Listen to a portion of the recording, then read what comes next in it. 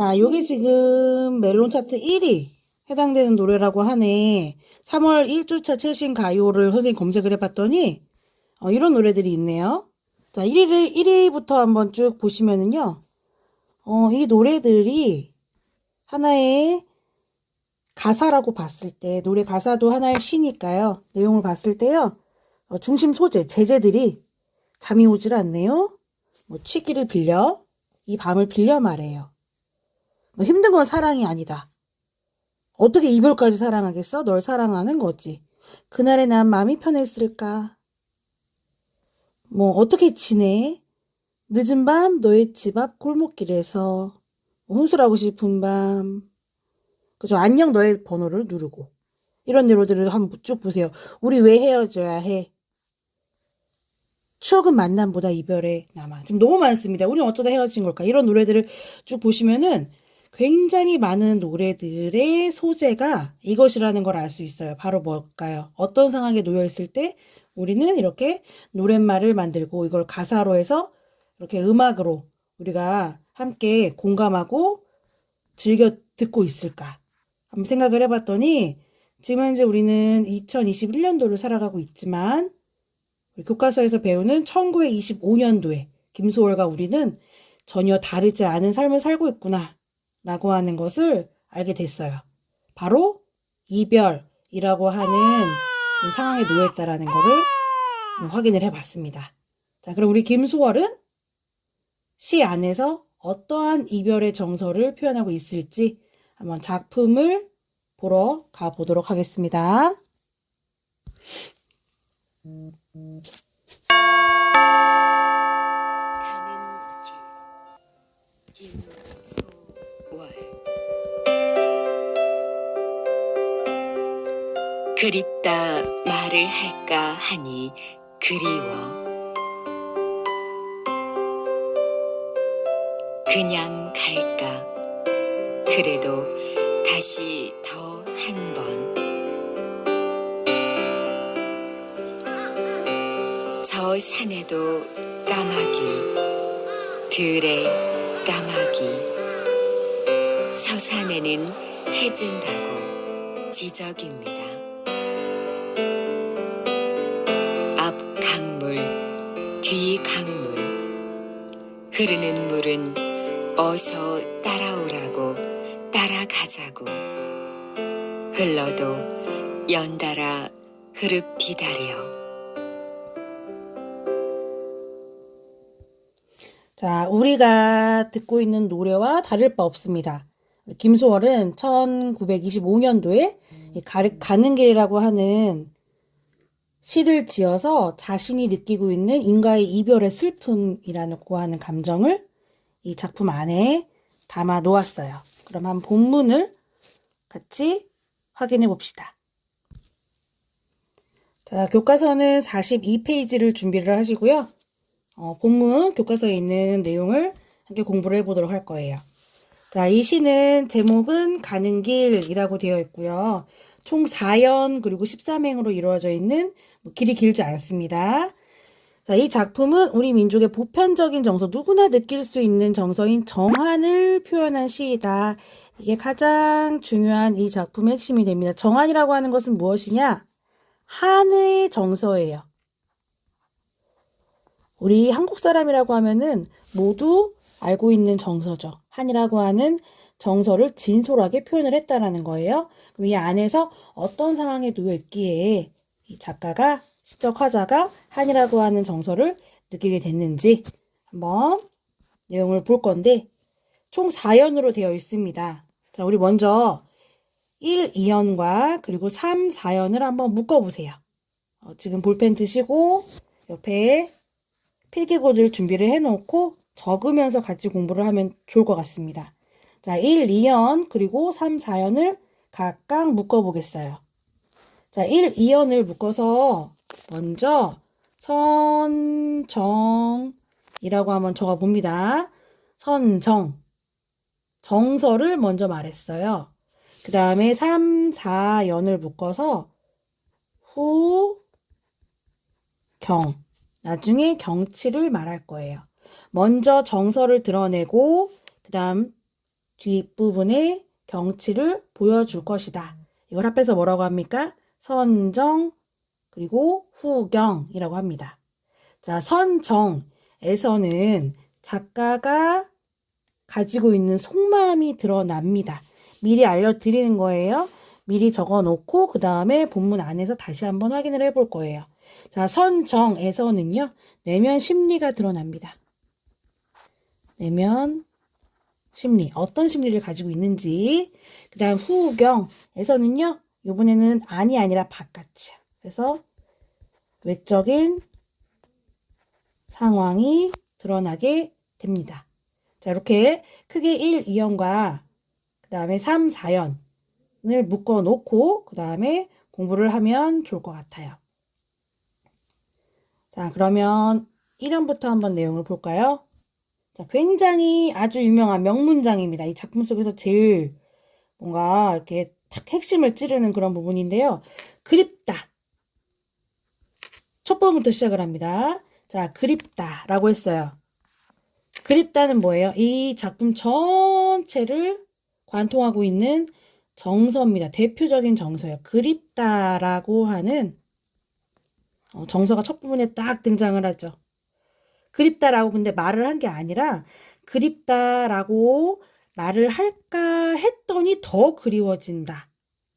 이런 마음을 여러분들 느껴본 적 있으세요?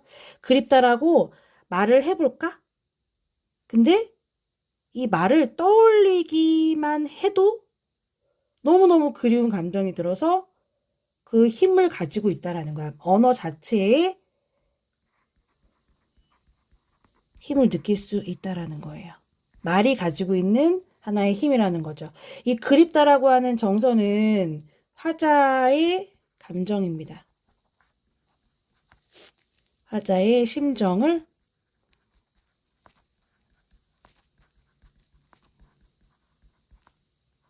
단적으로 잘 표현해주고 있는 정서가 되겠죠. 바로 심리입니다.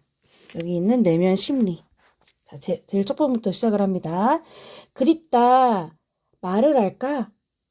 한이 그리워. 자, 원래 여기 있는 이 한이라고 하는 것은 원래 자리 여기예요. 말을 할까 했더니 그랬더니 그리워 라고 해야 되는데 일부러 행을 다음 줄로 넘긴 거죠. 자, 이런 걸 뭐라고 하냐면요.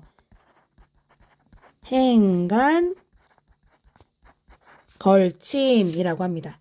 왜 이렇게 행간 걸침으로 했느냐? 행간 걸침으로 했기 때문에 위치를 바꿨기 때문에 망설임이라고 하는 감정을 잘 표현할 수 있었을 거예요. 그렇죠? 또 여기서 얻을 수 있는 거 우리 전통적인 율격의 모습을 갖추고 있다라는 것도 알 수 있거든요. 그립다 말을 할까 이렇게 하면은 글자 수 한번 세보세요. 몇 글자야? 7글자. 한이 그리워 몇 글자예요? 5글자. 이런 걸 뭐라고 합니까? 7, 5조. 그쵸? 또 우리 전통적인 율격이에요. 하나, 둘, 셋. 세 걸음 갑니다. 몇 음보? 3음보. 그래서 7호조, 3음보라고 하는 민요적인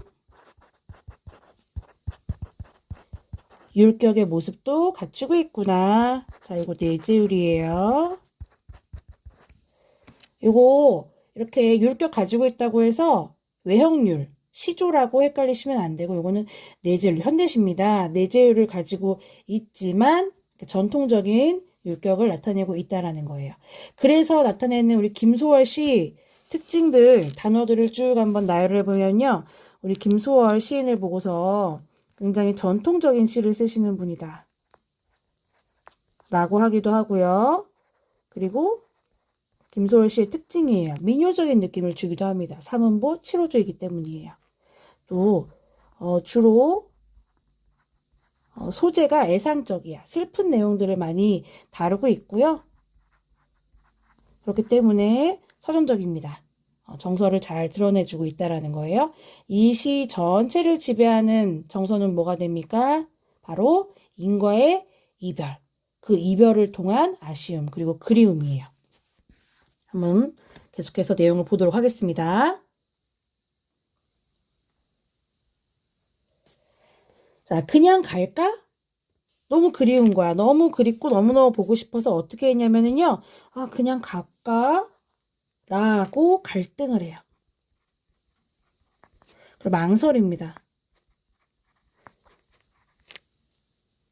그래도 다시 더 한 번 해놓고 점점점 이렇게 말줄임표를 사용했어요. 계속해서 이야기를 하는 게 아니라 점점점 한다는 것은 뭐냐면은 마음속으로 고민을 하고 있다라는 거를 드러내주고 있죠. 내적인 갈등이 보여집니다. 여기서 너희는 뭐라고 하고 싶어? 그래, 다시 더 한번 보고 싶어.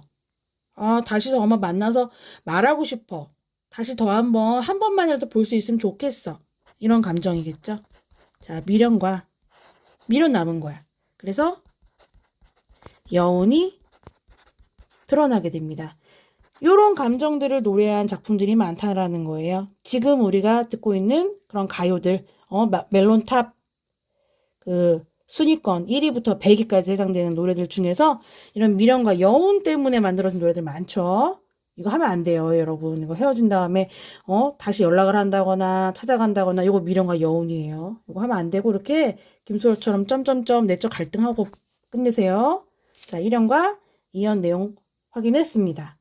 자, 1연은 내용이 다시 한번 정리를 해보면은 자, 1연 내용입니다. 그립다. 말을 할까? 한이 그리워. 점점 더 그리워지는 거야. 그냥 갈까? 그래도 다시 더 한 번. 이런 식으로 이렇게 계속해서 휴지를 줍니다. 휴지. 휴지라는 건 쉼을 주는 건데 쉼을 주는 거야. 이렇게 계속해서 호흡을 주면서 거리감을 주고 있어요. 망설이고 있다라는 거. 두드러집니다. 자, 그래서 1연 내용이에요. 자, 1연 내용은요. 이별의 안타까움이라고 하는 내용으로 정리를 할 수가 있겠고요. 그 다음에 2연 내용입니다. 자, 2연 내용은요. 망설임, 또 갈등이 심화되고 있구나 라고 하는 걸 알 수 있죠. 자, 1연과 2연의 공통점은 뭐라고요? 둘 다 정서를 드러내주고 있다라는 거. 여기서 들어가는 정서는 뭡니까? 바로 아쉬움 그리고 그리움이에요. 정리되셨죠? 자, 이제 4연으로 가보도록 하겠습니다. 너무 보고 싶고 너무 그리워요. 하지만 계속해서 고민을 하고 있다는 것까지 확인을 했고요. 이번에는 이제 경치를 한번 볼까요? 자, 3연입니다. 저 산에도 까마귀, 들의 까마귀. 갑자기 웬 까마귀? 자, 까마귀 한번 표시를 해보시고요. 여기 나오는 이 까마귀가 가지고 있는 의미를 여러분들이 이해할 수 있어야 돼요. 자, 이 까마귀가 가지고 있는 이미지를 한번 생각해 보세요. 까마귀 까만색이에요. 좋은 거겠어요? 나쁜 거겠어요? 안 좋은 거겠지. 물론 부정적인 이미지를 가지고 있을 겁니다. 자, 우리 까마귀는요. 어둡고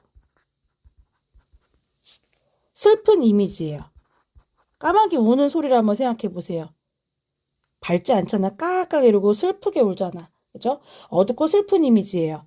자, 이것은 어떤 정서를 만들어주느냐? 바로 이별입니다. 이별의 분위기를 만들어주는 거예요.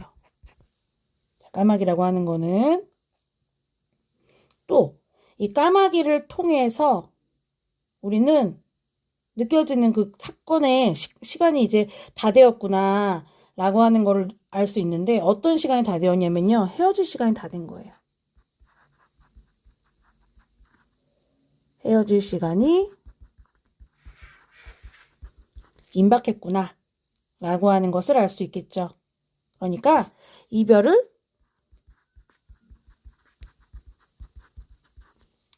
재촉하는 대상.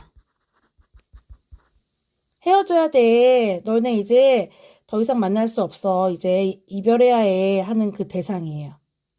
그래서 지금 안 그래도 안타까운데, 그죠? 이별의 안타까움을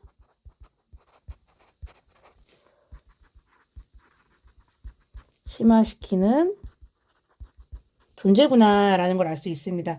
이러한 소재들을 가지고서는 명명하는 그 명칭들이 있습니다. 뭘까요? 자, 6글자. 뭐죠? 맞춰보세요. 바로 객관적? 그렇지. 객관적 상관물. 기억나세요? 자, 여기서 까마귀는 객관적 상관물로서 역할을 하고 있습니다. 잘 적어 놓으시고 뒤에 한번 또 나올 겁니다. 자, 서산에는 해가 진다고 지적입니다. 해가 집니다. 뭐예요? 시간이 경과됐구나. 시간이 다 흘렀구나. 라는 걸 알 수 있습니다. 시간적 배경을 보여주기도 하고요. 자, 지적입니다. 해서 여기도 역시 저산에도 까마귀 7호조 들의 까마귀. 또 서산에는 해진다고 지적입니다. 7호조. 계속해서 7호조 그리고 사문보 유지하고 있다라는 것들. 자, 그 다음에 사연으로 갑니다. 앞 강물, 뒷 강물 이렇게 돼 있어요. 자, 앞에 흘러가는 강물 그리고 또 뒤에 흘러가는 강물. 자, 이 두 가지도 역시 객관적 상관물로서 존재하고 있고요. 자, 앞강물 그리고 뒷강물 요거는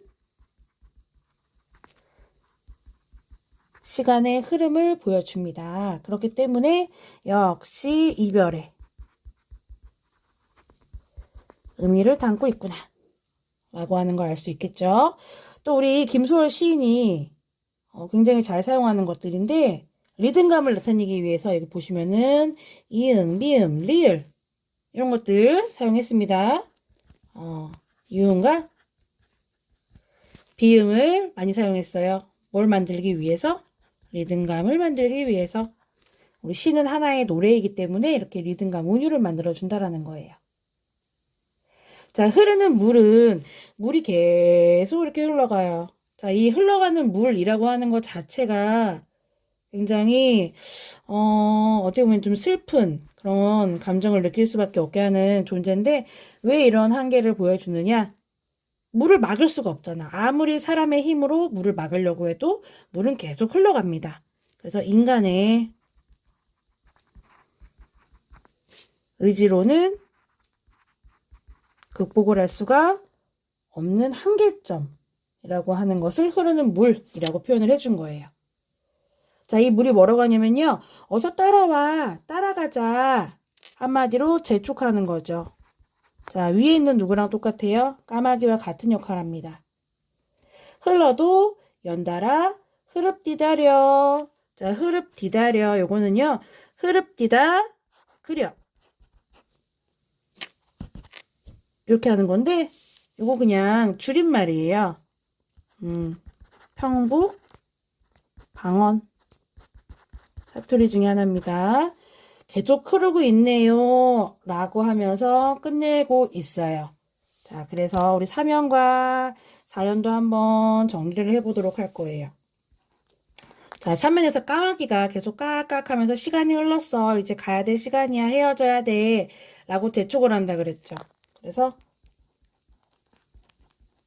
떠나기를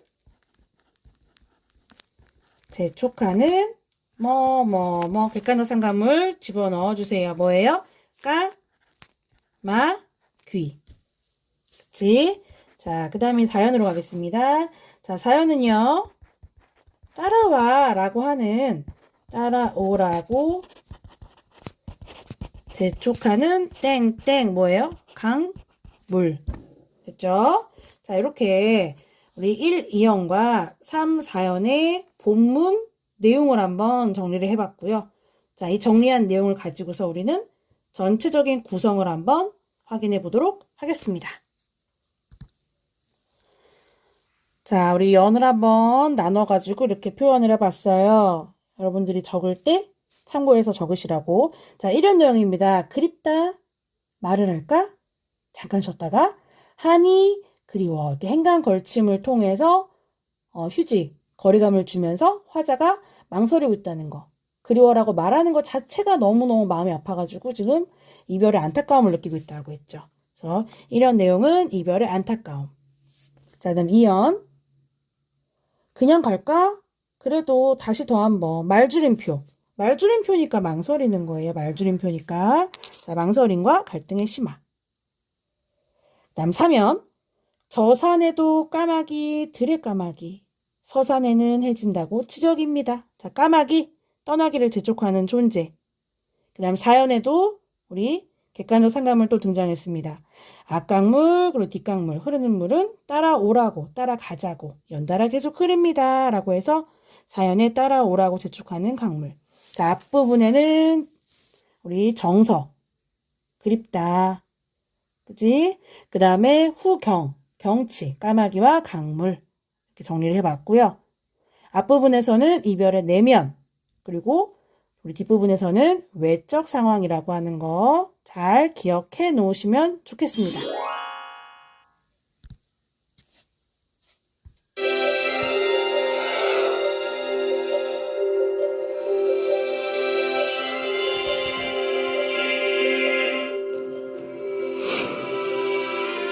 그립다 말을 할까 하니 그리워.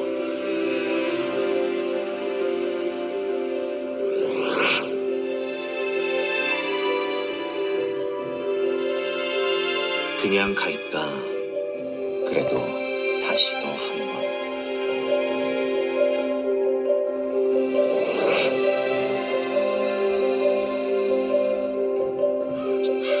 저 산에도 까마귀, 들의 까마귀. 서산에는 해진다고 지적입니다.